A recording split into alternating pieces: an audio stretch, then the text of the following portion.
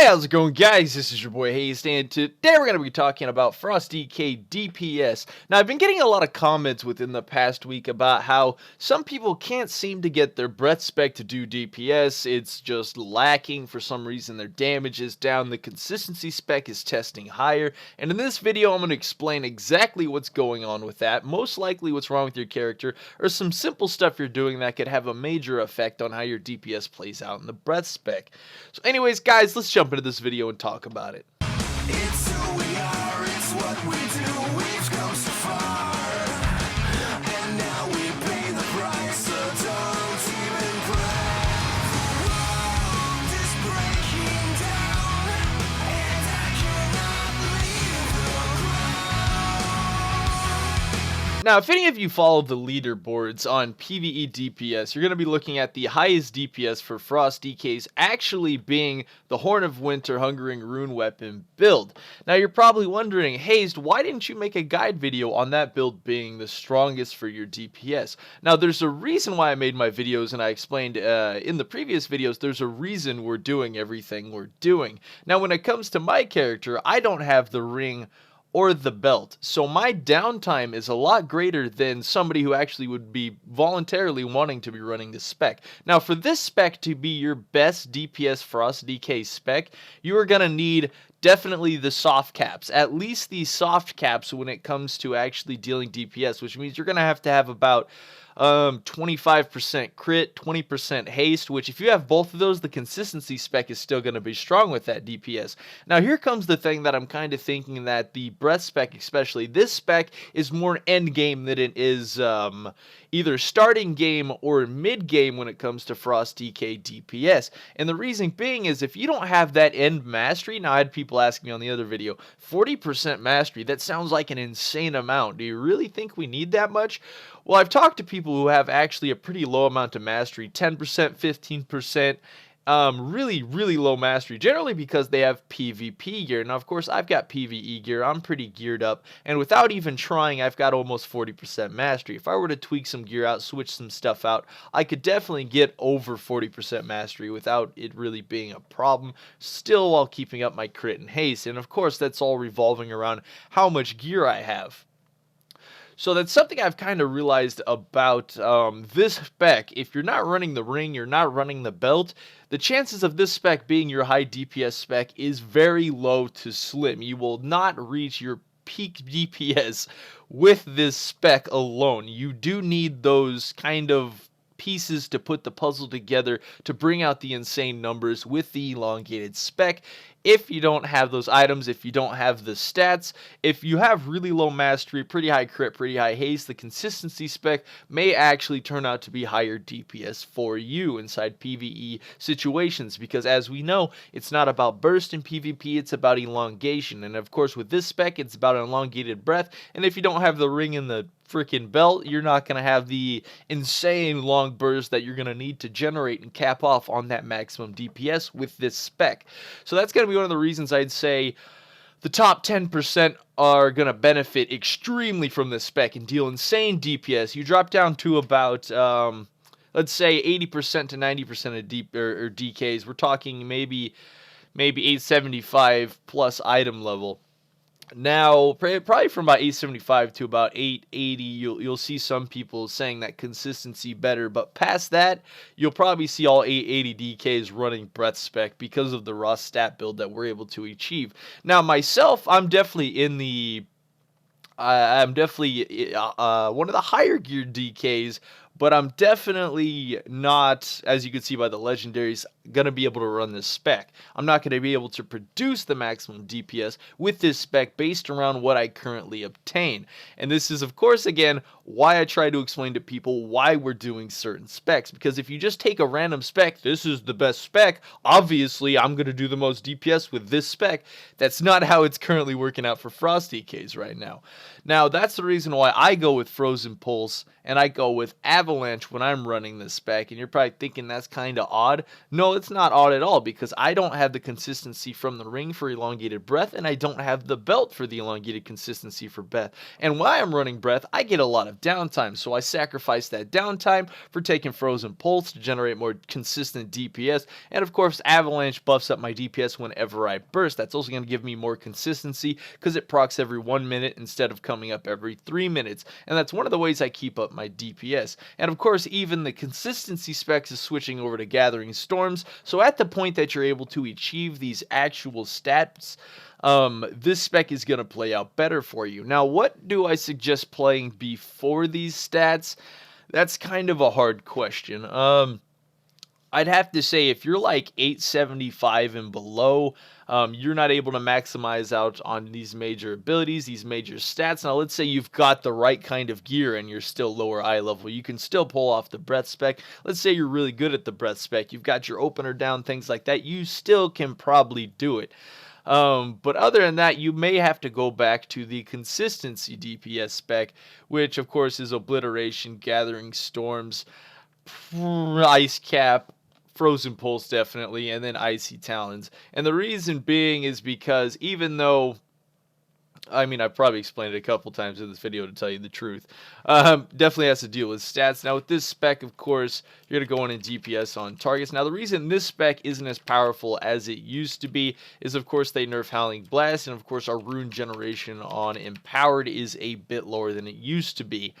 But as for how this spec kind of isn't playing out to be better than the breath spec this season, the reason being is the fact that, of course, we're running Gathering Storm since the crazy amount of damage, and then you have to pump Obliterates into it to gather, of course, the runes to go ahead and get maximum DPS. Now, the other thing with this spec, most of your damage actually comes from Frost Strike because you got to get up the attack speed, and then you got to go in hard, of course, dumping the abilities. Now, it's still pretty good. You're still going to get good consistent DPS out of it. But if you go up against other DKs that have the correct stats and of course you're running breath spec, you are definitely going to lose in the DPS category. But that is going to be probably the biggest significant thing that stands out for Frost DKs in affecting DPS as far as the breath spec, kind of like I was talking about. You know, this might be the best spec, but we got to understand why we're using it. Now, what are the other things that greatly affect DPS? Now we're going to be leading into that with this consistency spec here because it will exactly show you guys what I'm talking about. Now with the consistency spec of the old patch, you know you have to keep up a lot of Frost Strikes for your consistency DPS. You dump majorly more Frost Strikes than you do Obliterates as much as possible, and then when you get an Obliterate proc, that becomes priority. Now, when it comes to the breath spec, it is basically the exact opposite. Now, this concept is so tiny and so overlooked that a lot of Frost DKs, like even experienced ones, I've seen gladiators that are like, I get how this breath spec works, but how do you play this consistency spec? When I try to, it doesn't work. It doesn't make any sense. It all comes to the simple priority rule of whether you're using Obliterate over Frost Strike. It's really that simple, the amount of numbers you can pull just by changing that DPS priority. Like this spec, you come in on a target, as soon as you get up your Frost Strikes, you're basically dumping your Frost Strikes with the consistency spec. Like, I'm almost willing to wait to use Remorseless Winter with the consistency spec until I get 3 stacks of Frost Strikes up, but that's still kind of iffy. It's still kind of missy. It's kind of hard to decide with that one, but it really kind of jumbles up the consistency rotation with this slight changes, slight buff to the spec. Now what I'm going to do, of course, is switch over to the breath spec at the moment. I'm going to throw up that avalanche, throw up that breath. Now the reason being I'm switching back over to this spec, I want to show you guys kind of the consistency DPS compared to the non-consistency outside of burst, because it's something I haven't really touched on too much. Now both specs are going to rely on fairly the same thing when it comes to downtime. Of course, you want to keep your dots on the target. You're going to come in on the target. You're going to throw up your Remorseless Winter as much as possible and dump as many runes into that. You really want to fluff up your Remorseless Winter as much as possible. And then during your downtime is where you're going to be using your Frost Strikes on this spec to, of course, keep up your consistency DPS with the breath spec. And, of course, since I don't have nearly as much uptime with my breath of Centric Goza, I'm going to be running Frozen Pulse. And Avalanche is going to be, of course, keeping up my consistency DPS while I'm doing that.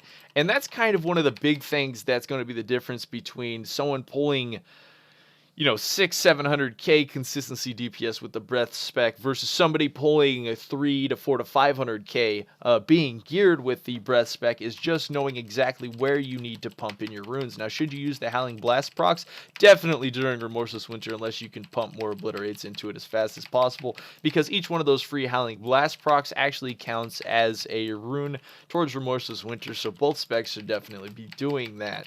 Now, the last thing that could have a huge effect, now this is probably the most important. The most important thing is knowing how to use your breath for certain fights. And I may make some kind of guide video on this because there's a lot of different ways you could actually use your breath. You could either proc it fast for high peak DPS hitting high on the scales, or you can proc it slower to actually get a gradual higher peak and more DPS overall with the spec, determining how high, of course, you have your runic power when you start off the breath spec. So I'm going to go ahead and build up some runic power on this guy.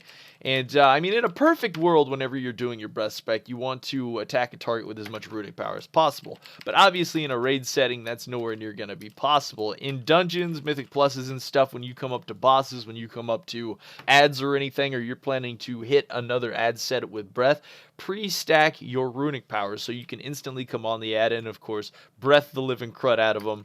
And that will cause your DPS to be enormously insane with breath spec. We're talking 1.3 million plus if you do it correctly, and you're geared maybe running like the max breath spec inside of a heroic instance or a mythic instance or something. If you pre-plan doing like insane peak, we're talking arcane mage, frost mage peak DPS going on here as long as you proc it correctly. And it's one of the reasons, of course, I use the breath macro. So we're able to use those multiple abilities at once, proc all three abilities at once, and go straight into the rotation as fast as possible to cause your DPS to peak way over the scales. Now, when you're competing with other people on the DPS meters, amping your DPS up as quick as possible is going to actually make your DPS a lot higher on the leaderboards when it comes to averaging out DPS. It's all in that opener. Like, the opener matters so much for breath spec.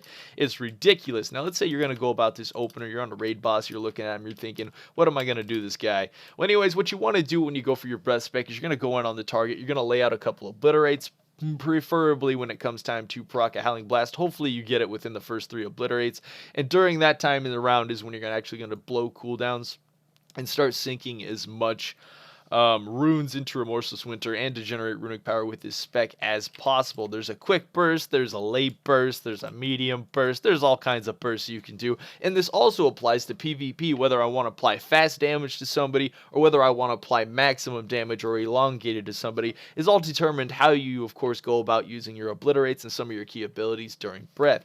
Now let's see with this target. This target's all like, man, you ain't got nothing. You can't come in. You can't hit us. You ain't got nothing. I'm a boss. All right, so we come in on this target. We're going to start off a little bit of DPS here. That's three obliterates and not one Howling Blast proc. That is the worst case scenario that can basically ever happen with this spec. Now let's say it's another raid boss and you want to come in on him. You can actually go like this. You can hit him with a Howling Blast from range and then come in and start breathing as soon as possible on a target to generate, of course, pretty wicked DPS. Now, if you're looking at my DPS meter, I don't see wicked DPS. Give it a minute, all right? Our DPS, we were messing around too much. Give it a minute. It'll get up there.